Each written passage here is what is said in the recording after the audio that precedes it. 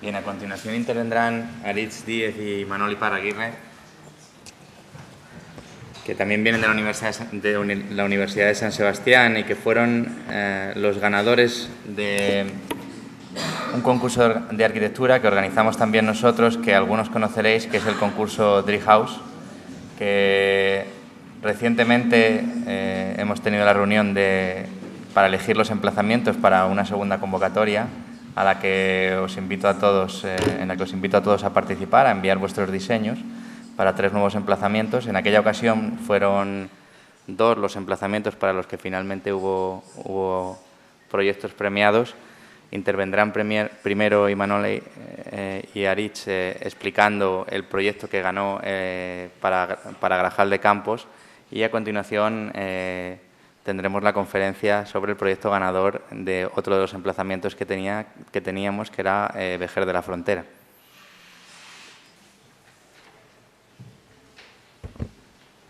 Buenos días. La exposición que vamos a hacer hoy la hemos titulado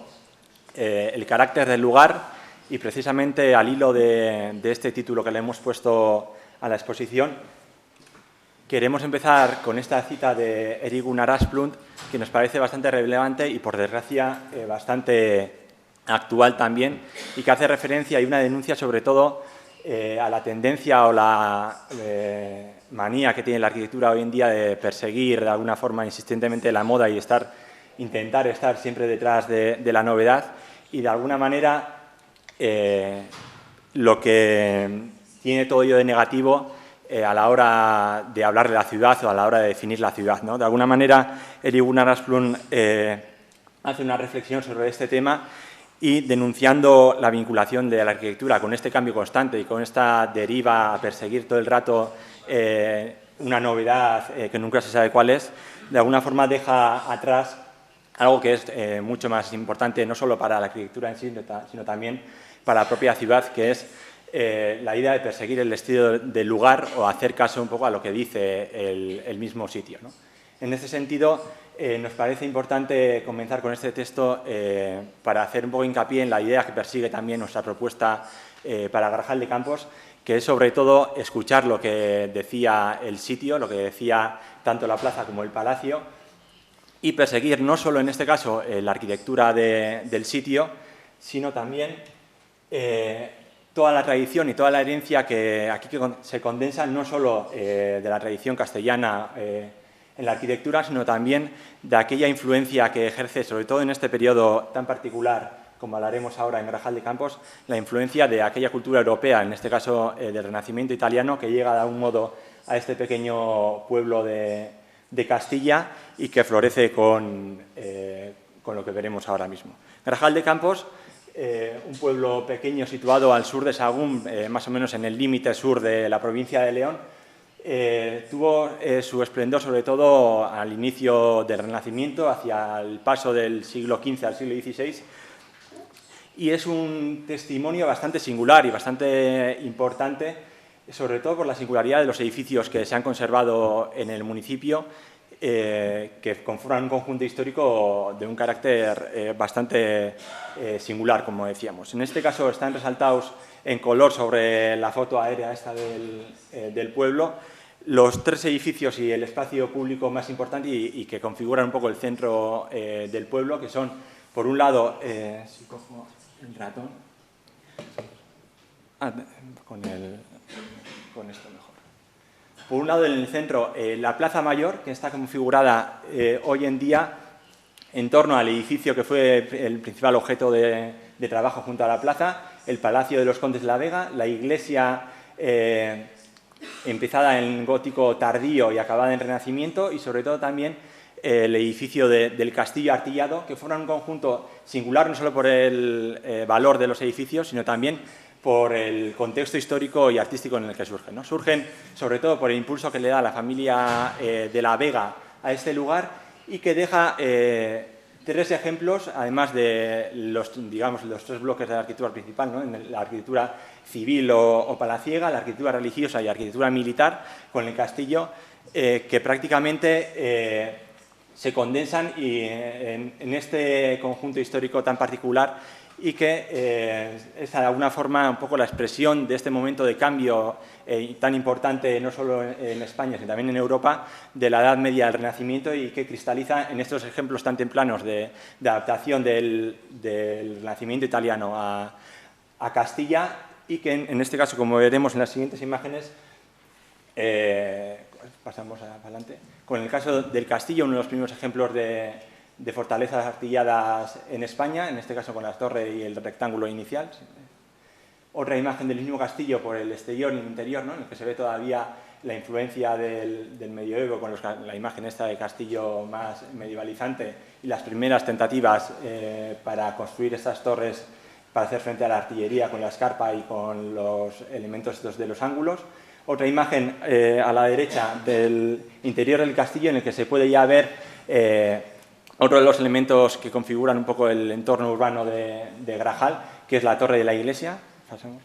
Y aquí vista la misma imagen desde la plaza, con el gran ábside gótico inicial de la iglesia, iniciado a construir por Juan de la Vega,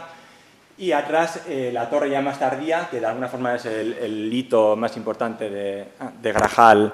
en el territorio, ¿no? Si pasamos a la siguiente imagen, vemos otra imagen de la misma torre, ya desde una de las calles de la villa, y a la derecha una imagen interior de la iglesia que, como se ve, ya está bastante transformada en periodos posteriores. De nuevo, la torre, que tiene la singularidad de que pasa una estrecha calle por al lado, y para no obstaculizarla, pues se decidió el último de los 4 ángulos de la torre, pues se retranquea al interior, dejando esta especie de cosa en L bastante extraña de por sí, con esta especie de vuelo seguramente ya con las restauraciones del pasado siglo. Y luego, con esta imagen, resumir un poco el estado del contexto urbano de Grajal de Campos, ¿no? El Grajal, que aunque conserva estos 3 edificios tan importantes y que tiene una relevancia o un valor histórico y artístico muy importante, tiene un problema desde el punto de vista urbano o desde el punto de vista de los espacios urbanos, ya que en el último siglo perdió prácticamente todas las fachadas, o prácticamente los 3 ángulos de las fachadas que organizaban la Plaza Mayor, y que daban a Grajal pues un espacio central o una plaza importante en el centro, ¿no? Ahora en el estado vemos aquí la única alineación de pórticos que se conservan en la plaza, porque las otras 3 han desaparecido, como veremos luego en algunas plantas, y como de algún modo también la arquitectura, la introducción de la arquitectura renacentista del palacio y también de algún modo de la iglesia, como tiene también su influencia en posteriores edificios que se van construyendo en la vía y de los que algunos todavía se conservan, ¿no? Pasamos ahora a hablar sobre todo del palacio, que ya hemos dicho al principio que junto a la plaza fue el leitmotiv un poco del concurso y de la propuesta que realizamos. Aquí una de las últimas imágenes, o las primeras imágenes que se conservan del palacio, es una foto antigua desde la plaza hacia la fachada, digamos, más urbana o principal hacia el sur,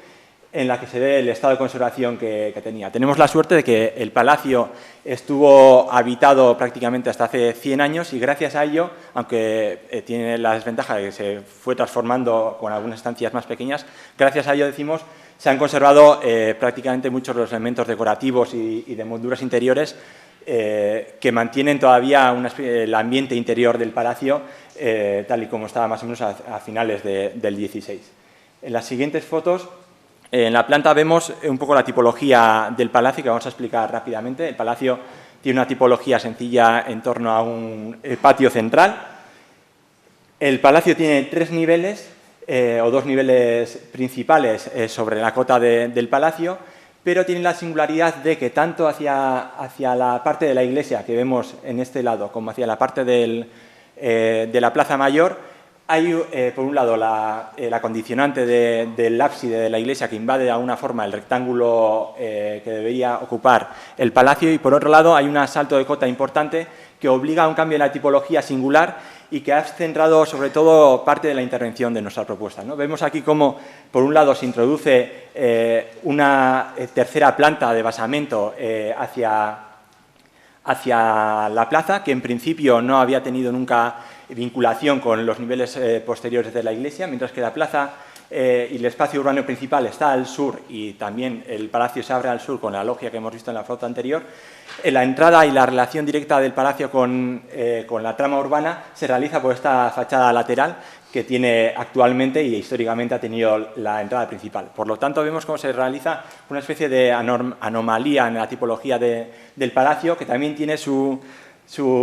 proyección en el cambio de la tipología del palacio con patio central y torres angulares, con la supresión de una de las torres que viene sustituida por el ábside de la iglesia y con este pequeño volumen de residencia que está vinculado con una pequeña capilla con la iglesia, bueno, con el coro gótico, con la introducción de una logia que cambia también la tipología y se introduce esta especie de cuarta torre en el ángulo que, como hemos visto en las fotos y veremos más adelante, permanece inacabada y de alguna forma sin rematar esta fachada hacia la plaza. Por otro lado, aparecen otros elementos como una pequeña bodega que ya se relaciona con el jardín superior que está en esa parte y que veremos después. Si pasamos ahora a las fotos, vemos el estado actual de la fachada. El palacio ha sido restaurado en parte, sobre todo con algunos elementos más importantes. El patio interior ya ha sido restaurado, tiene una restauración también parcial de Juan Cervera Vera de una de las salas y la última restauración que se realizó fue la restauración de esta cortina o de esta fachada tan ligera hacia el sur que tenía muchos problemas de estabilidad porque, sobre todo por la estructura que tenía de este muro soportado sobre pilares y ya se ha consolidado. La siguiente fachada es la que mira al jardín superior. Vemos el estado actual del jardín, que bueno, está totalmente abandonado, y luego esta fachada hacia el oeste, hacia el jardín, en el que ya se intuye otro de los elementos importantes que tenía el palacio y que perdió pues, prácticamente hace 50 años, hace no tanto, que es una galería de madera de la que veremos después en los detalles y que de alguna forma regularizaba y daba la imagen de esta fachada hacia el jardín y que ahora está perdida un poco con la masa esa heterogénea de la torre, el núcleo principal y la torre de la derecha que veremos también después. La siguiente fachada, que es la fachada de la entrada principal actual, vemos la puerta de entrada, probablemente la fachada donde se vea mejor la tipología del palacio, ¿no? Con los paños centrales y con las torres que flanquean el volumen principal. Y luego, en este caso, una serie de ventanas más o menos de diferentes tamaños y con un orden más o menos aleatorio, porque aunque no se ve muy bien en esta imagen, la fachada esta se ve que ha tenido muchos cambios y tapadas, ventanas cegadas y otras abiertas que han dejado esta imagen final. Y luego la última imagen que veremos de la fachada, que es la fachada al norte, que es la que peor estado de conservación tiene, la que se ve que se sigue manteniendo la tipología hasta de las dos torres con el paño central, pero al no haber sido restaurada por Cervera Vera, como en el caso anterior, pues tiene este estado, pues, como vemos aquí, ¿no? Por aquí aparecen el muro de cierre que cierra el jardín hacia el oeste y que completa un poco todo el entorno del palacio. Vamos a pasar ahora a ver algunas imágenes en el interior, en las que hemos intentado también hacer una comparativa con edificios de primer renacimiento italiano prácticamente contemporáneos o algunos anteriores, en el que se ve un poco esa influencia italianizante y contextualizan un poco la construcción de este palacio con el clima un poco cultural elevado de Castilla y de España en el momento. Vemos una foto del patio, vemos que ya está restaurado, el patio de 2 alturas y con 3 vanos por 5, en el que se ve un poco la tipología con las columnas y capiteles corintios, todavía con una tradición medieval bastante clara, con esta especie de cornisa con los mascarones ya del Renacimiento, con las gárgolas que echan el agua hacia afuera. La siguiente imagen en la que vemos,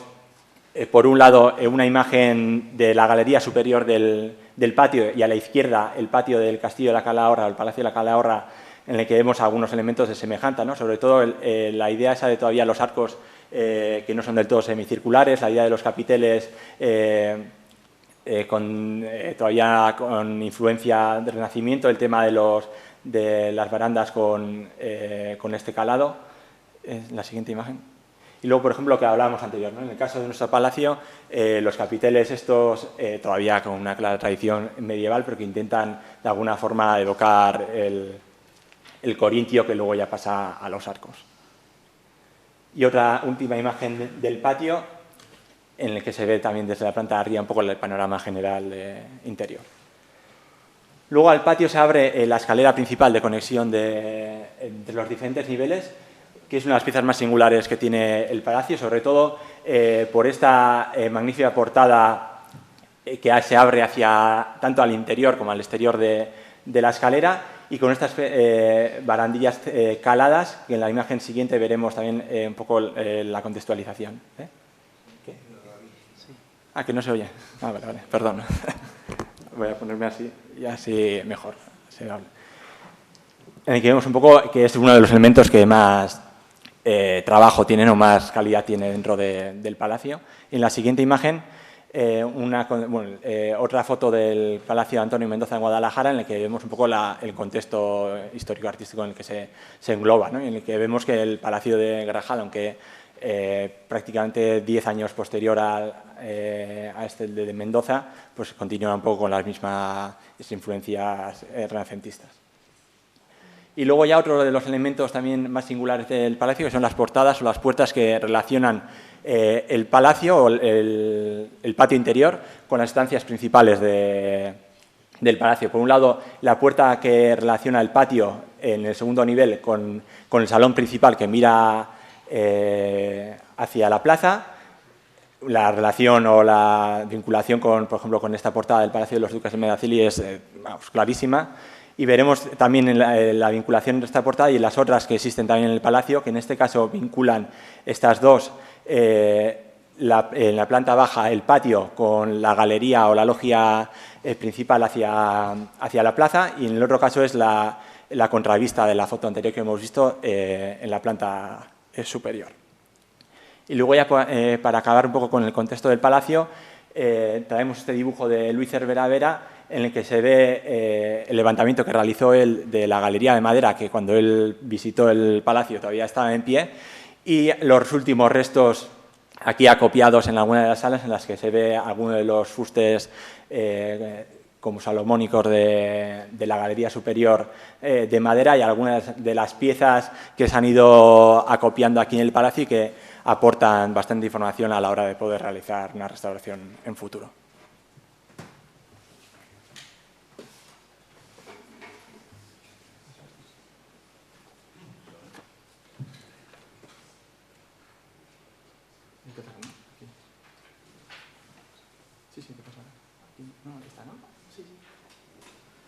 Bueno, ahora,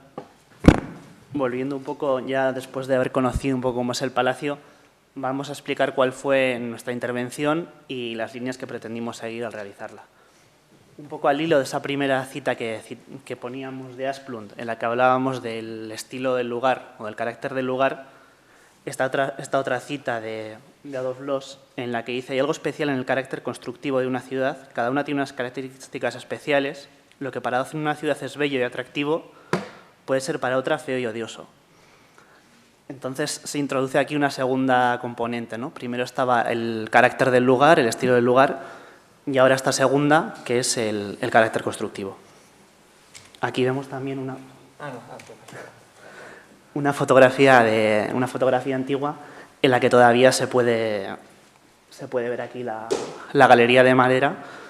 y un poco la imagen que pretendíamos recuperar del palacio. Esta es la vista que pretendíamos recuperar al final. Recuperar los elementos que antes citaba Aritz, aquí se ve el conjunto con el castillo,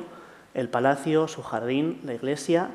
la plaza mayor que debíamos completar y algunos de los elementos que hemos empezado a ver en las fotografías anteriores, como son la fuente o los soportales que cerraban la plaza. Y aquí nos encontramos con la idea principal sobre la que basculaba el proyecto y que se refleja muy bien tanto en la imagen como en el poema, ¿no? El poema de José Ángel Valente. Al final solo queda la poderosa voz de la llamada: Lázaro, ven fuera, animal de la noche, sierpe, ven, da forma a todo lo borrado, ¿no? Es esto lo que pretendíamos con el proyecto, recuperar todo lo que de alguna manera había sido borrado o le había sido arrebatado al lugar, devolvérselo. Con esta imagen se ven los elementos que pretendíamos recuperar. Bueno, la fachada que ya hemos visto antes, empiezan a figurarse aquí ya esos elementos que dan carácter a la plaza, son los soportales. Esta es la esquina que veíamos antes, la fachada principal del palacio, la fachada sur con la logia, el otro elemento a recuperar que era la fuente y, por último, los dos cambios que sí que introducíamos al producirse un cambio de uso en el edificio, que pasa a ser ahora, por un lado, un edificio civil, ya no es el símbolo de una familia que ejercía el poder feudal sobre la ciudad, sino que pasa a ser el ayuntamiento de la ciudad y el centro de reunión. Y entonces se completaba con una nueva puerta, ya que la que hay ahora ha sido restaurada, se ha perdido la inicial, y corregir la restauración que se ha hecho pues tampoco es muy fácil, así que lo más lógico ha sido superponer una puerta a la puerta que han hecho posteriormente. Y luego ya en la parte superior, esa torre que nunca había sido acabada, lo que planteamos es terminarla y de una forma seguir con la lógica tipológica del edificio, que tenía una planta, como ya explicaba Aritz, con un patio y 4 torres angulares. De manera que aunque aquí parece una torre, como veremos luego, no es sino la continuación de la altura de la cornisa del ala que da hacia el jardín. Aquí ya vemos en la planta de conjunto todos los elementos, el palacio, el jardín, con la configuración inicial que ahora con el devenir un poco del proyecto ha ido cambiando. También con la idea que planteábamos en un principio, que era a través de la torre construir una escalera que uniese la cota baja, que es la de la plaza, con la cota superior, que es la de la planta baja del palacio y el jardín.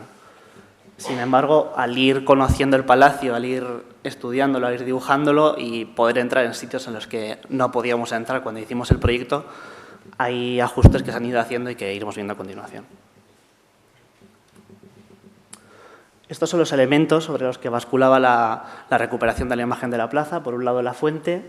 la puerta, la logia del existente del palacio y los soportales, tanto los existentes como los que construyamos nosotros ahora en las viviendas. Aquí se produce una de las secuencias que se recuperan con el proyecto, que existen, pero que el proyecto pretende potenciar, que es la secuencia existente entre el jardín, el palacio con el patio, aquí vemos la escalera, y bueno, la iglesia y la fachada de entrada principal. Y esta otra en la que se ven las viviendas cerrando la plaza con la fuente, el ábside de la iglesia, que tiene tanta presencia en la plaza, y luego el interior del patio del palacio. Sí. Ahora ya por plantas vamos a analizar un poco cómo se insertan los nuevos usos dentro del palacio y también las modificaciones que han surgido a partir del proyecto inicial, que era el del concurso. En esta primera imagen se ve esa planta de semisótano o de basamento que servía para conectar el palacio con la plaza. Aquí está el albergue, que ahora mismo está aquí, vuelve a quedarse en el mismo sitio. Nosotros lo habíamos trasladado y ahora lo dejamos de nuevo aquí. Y esta sala abovedada, que ahora antes iba a ser vaciada para servir de comunicación vertical en todo el edificio, pero que ahora se transforma en un acceso al jardín. Desde esta sala se podrá entrar o al albergue de peregrinos o se subirá al jardín desde el que se accederá al hotel y a otras estancias del palacio. Vemos aquí el jardín que ya está reconfigurado de una manera distinta a la que veíamos en la primera imagen con la planta general. Y podemos ver cómo se distribuye el palacio, ¿no? Con un poco más detalle que los planos anteriores. La puerta principal sería esta, en la fachada oeste. Toda la crujía oeste pasa a asumir la función de ayuntamiento. La norte, con una sala de exposiciones, un espacio polivalente y algunos espacios del hotel. La este, que sirve un poco de paso entre el palacio y el jardín, se convertiría en el restaurante para el alojamiento turístico, y la fachada sur quedaría como una parte más representativa en la que se organicen, como sucede ahora, pues todas las actividades culturales del municipio. En la planta siguiente se ve la propuesta en la que se mantienen estas que son una de las salas mejor conservadas del palacio, que es esta, con una chimenea original y el resto de dependencias del ayuntamiento conectadas con la capilla y la alcoba que dan a la iglesia, y aquí ya una sala de exposiciones con esta sala, que es uno de los principales motivos, esta y la del piso anterior, para haber realizado el cambio de la escalera, puesto que se conserva gran parte del pavimento del siglo XVI. Entonces, nuestra idea es recuperarlo, completar las partes que faltan, pero es un pavimento que por lo demás está bastante bien conservado. Y en las dos salas siguientes conservar el alojamiento turístico. Y, bueno, bajo cubierta lo mismo, alojamiento turístico. Y esta es la fachada del estado actual. Aquí vemos el tramo central, que se va a mantener igual, la puerta, que fue modificada en el siglo XX, y la torre, antes de... Bueno, que aquí permanece todavía desmochada. La intervención que proponemos, con la puerta, el levantamiento de la torre, y aquí se intuyen algunas de las construcciones, bueno, la reconstrucción del lagar y de la galería de madera que da al patio, al jardín, perdón. Y esta ya sería la fachada este, hacia el jardín, con la galería de madera ya recuperada. Esta es la operación que describía antes, en la que se levanta la coltura de cornisa hasta la del jardín, de manera que sin necesidad de construir una torre, desde la plaza sí que se obtiene la visión de una torre que no es tal, porque si se llegase a la altura de esta, pues pasa al anterior. La torre esta sería excesivamente vertical, de manera que hemos preferido, a través de elevarla hasta el nivel de la cornisa de la fachada del jardín, una torre más moderada que se adecua mejor a las proporciones de la fachada. Y por último, bueno, antes ya para terminar, ahí vemos las viviendas, vemos también los dos elementos que veíamos antes, que son la fuente y la logia del palacio, para, bueno, un poco volver a esa idea de recuperar lo borrado, de volver a construir lo que ya ha desaparecido y recuperar ese todo inescindible que era el conformado por la plaza, las viviendas y la logia del palacio, y el palacio en sí. Muchas gracias.